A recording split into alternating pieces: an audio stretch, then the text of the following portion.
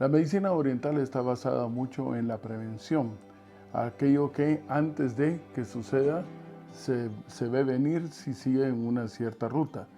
De hecho, también los padres, respecto a los hijos, tenemos un cierto instinto de prevención.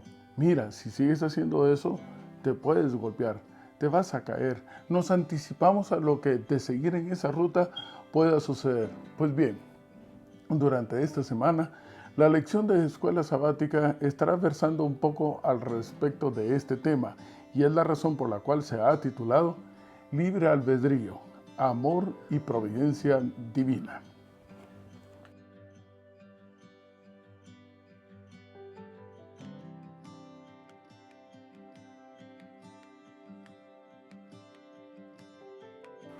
Y me encuentro buscando en el Nuevo Testamento, en el último libro de la Biblia. Estoy en Apocalipsis, en el capítulo 19 y el verso 16. Y la palabra de Dios dice, y en su vestidura y en su muslo tiene escrito este nombre, Rey de Reyes y Señor de Señores. Vamos a analizar qué les parece un poco el título de esta semana. Se vuelve una redundancia, una cacofonía el decir libre albedrío, porque el albedrío ya en sí implica una libertad, la libertad de dar un punto de vista y escoger. Y entonces dejaremos de un lado el vocablo libre y vayamos hacia albedrío.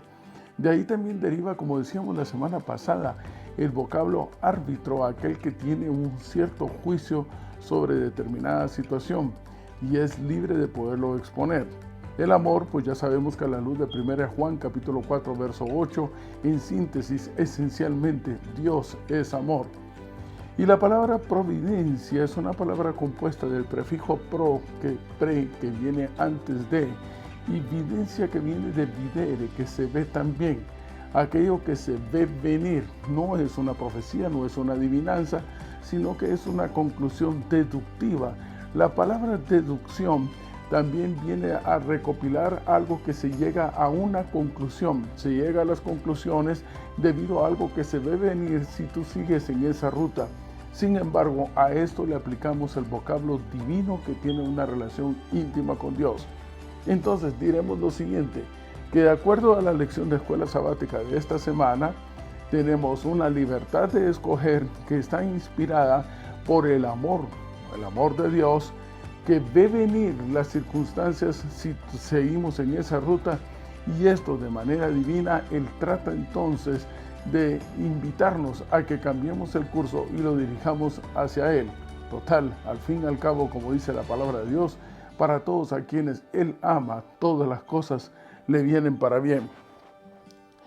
Ahora, diremos esto. Esto implica entonces de que el Señor no es todopoderoso, no es soberano, no se hacen todas las cosas tal y como Él quisiera. En verdad, la palabra soberano significa que tiene autoridad sobre todo. Entonces, deja de tener autoridad Dios cuando las cosas no suceden como Él desearía que fueran, o él por ser soberano debería de obligar a que las cosas sucedieran como Él quisiera. La palabra de Dios dice en Salmos, en el capítulo 95 y el verso 3. Acompáñenme por favor, y ahora estoy en el Nuevo Testamento. Salmos capítulo 95 y verso 3. Y dice la palabra de Dios, porque Jehová es Dios grande y Rey grande sobre todos los dioses. De hecho, el verso que nos sirvió de inicio para la reflexión de esta oportunidad habla acerca que Él es Rey de Reyes. Él es el Señor, Él es el Creador, Él es el dueño absolutamente de todo. Pero, aquí viene un pero en su inmenso amor, que es eterno también por nosotros, que en un principio fuimos creados a su imagen y semejanza, porque se dio a sí mismo para que dentro de nosotros surgiera todo lo que es su manera de ver, su manera de ser. Ese amor permite entonces que en una vía doble, por respeto y no por miedo, podamos tomar una decisión libre, tengamos el albedrío, la oportunidad de poder escoger mantener una relación con Él o desafortunadamente rechazarla. Él respeta esa libertad Y es la razón por la cual Apocalipsis capítulo 3, verso 20, un verso que hemos estado constantemente compartiendo en estas oportunidades, dice: he aquí Él está a la puerta de tu corazón. Si alguno, el vocablo alguno implica ya la libertad de escoger. Tú puedes entonces decidir abrir o cerrar la puerta, dejarle entrar o no.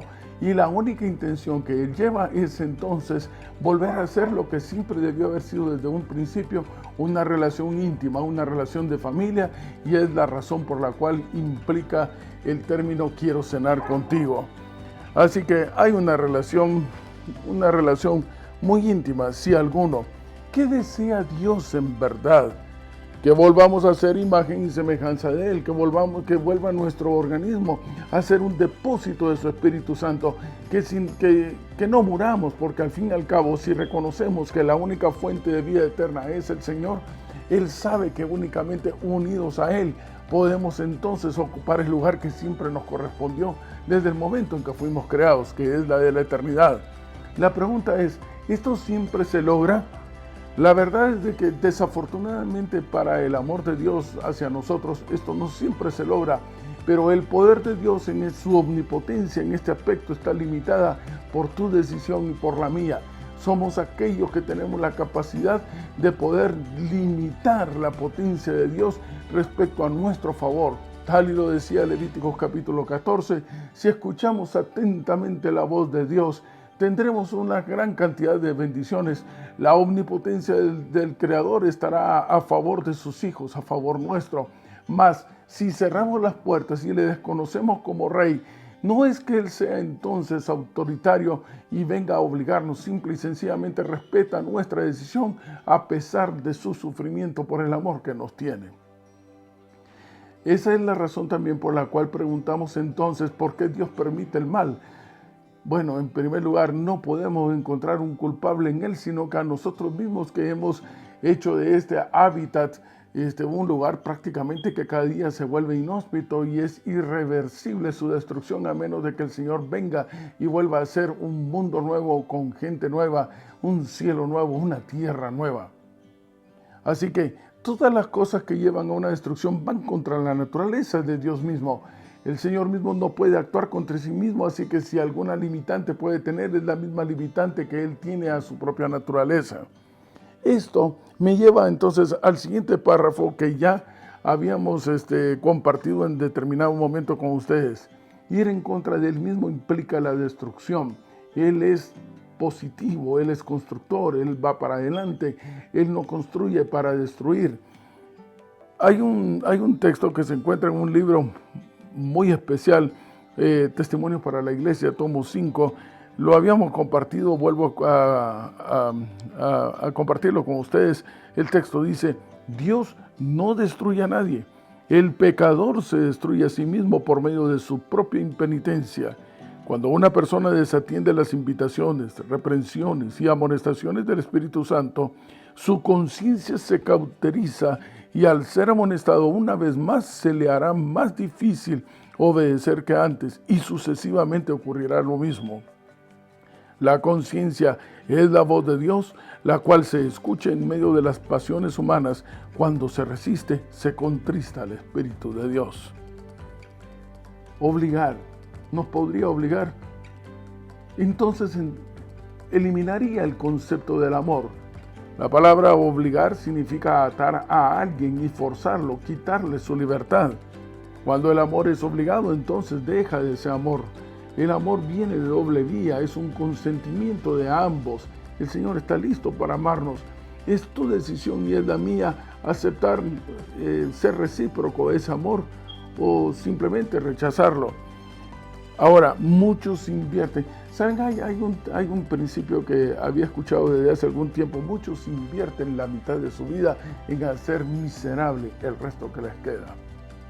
Y hay algunos que, aunque invirtieron miserablemente su vida, al final se encontraron con el Salvador como el ladrón en la cruz. Y entonces prácticamente su vida en este mundo fue quizás miserable. Pero si lo vemos desde el punto de vista de la eternidad, ahora nos tomamos en cuenta que el ladrón en la cruz firmó nada menos que una eternidad de bendición y de prosperidad para él al establecer una relación íntima con el Creador. La palabra prevención o deducción, decíamos, es aquella que no determina, bueno, de ahí vamos a estudiar también lo que es el vocablo predestinación. La palabra pre es antes de destino, algo que inevitablemente llegará a ese lugar, a esa meta, a ese objetivo, siempre y cuando, y aquí viene la disyuntiva, siempre y cuando tú sigas en esa ruta. Desde el punto de vista del Señor, nosotros estamos predestinados, o sea, si tú ya no vives tú, sino que vive Jesús en tu lugar, tú entonces estás destinado a una salvación, a una eternidad. Sigue en esa ruta e inevitablemente llegarás a la eternidad, a ser salvo, porque seguirás siendo considerado un hijo de Dios, porque el Señor vendrá y te restablecerá en un abrir y cerrar de ojos. Así que sí, por naturaleza hemos sido predestinados a ser hijos de Dios. Es la esencia de aquel que nos hizo a su imagen y semejanza. Decíamos al principio el ejemplo de los padres en donde si ven cierto movimiento que el niño, que su hijo está haciendo, puede predestinar que se va a caer en el caso que continúe haciendo eso. Y es una deducción que lleva a llegar a una conclusión, a un diagnóstico. Estas actitudes pueden llevar entonces a que él se caiga. Yo te digo entonces, sigue haciendo eso y te pronostico y te predestino a que te vas a caer, pero tú puedes cambiar esa circunstancia. Y eso me lleva entonces al siguiente párrafo para compartir. Bueno, antes que nada podríamos decir entonces que la educación de nuestros padres, si ha sido correcta, nos ha predestinado a ser buenos ciudadanos. ¿Qué les parece analizar un momento el libro de Efesios? Y estoy en el capítulo 1.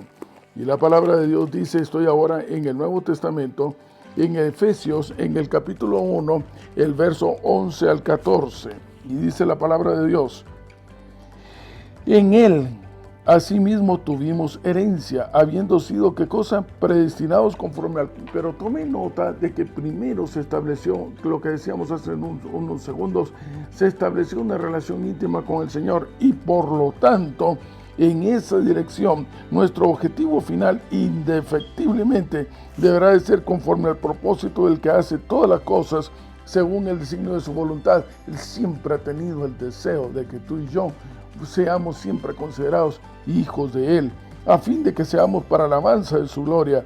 En Él, en el Señor, también vosotros, habiendo oído las palabras de verdad, el evangelio de vuestra salvación, y habiendo creído en Él, fuisteis sellados con el Espíritu Santo de la promesa.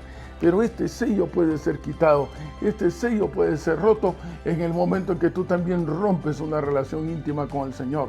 Así que no es cuestión de salvos para siempre, salvo mientras tú tengas una relación íntima establecida con el Señor.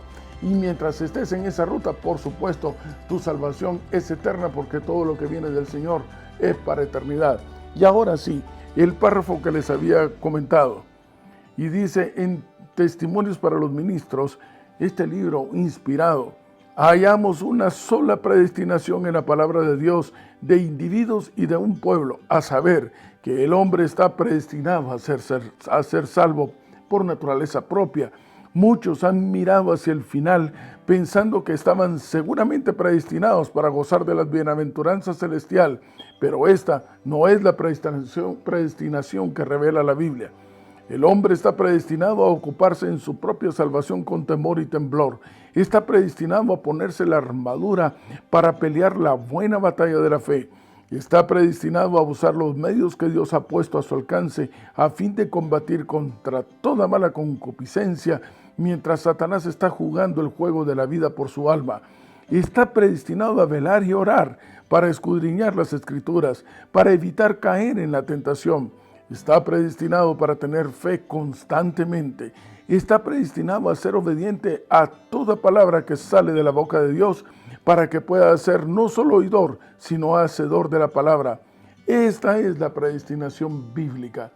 Y en este concepto, siguiendo las normas que por naturaleza es inherente a nosotros, ese concepto natural del cual todos de alguna manera consideramos la existencia de un ser todopoderoso, que no venimos de la nada, sino que un ser con un inmenso amor pensó en nosotros, se inspiró y nos creó, nos inventó y puso su manera de ser dentro de nosotros. En ese concepto, en ese rumbo y en esa ruta es que vamos de regreso a casa. Y allá llegaremos finalmente al objetivo que siempre ha tenido el Señor, el que tú y yo moremos con Él por la eternidad.